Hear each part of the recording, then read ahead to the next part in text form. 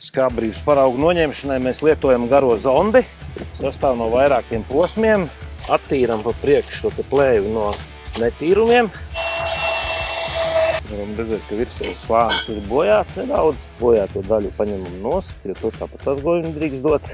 Ņemsim tālāk nākošo slāni. Šādas urbumus bedrē parasti uzstājas kādās 2-3 vietās.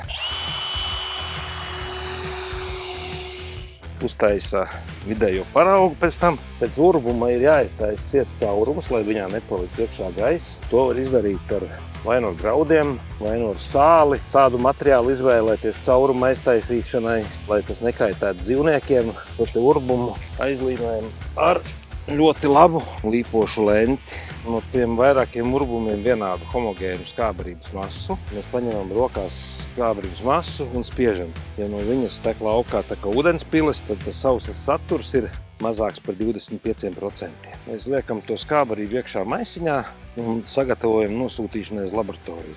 Minimālais paraugu daudzums, kas jānosūta uz laboratoriju, ir apmēram puskilograms. Tad no tā maisiņa cenšamies izspiest laukā visu lieko gaisu, uzrakstam botānisko sastāvu, un šāds paraugs ir gatavs nosūtīšanai uz laboratoriju. Tad jau pēc tam var ņemt un sastādīt šo te barības devu.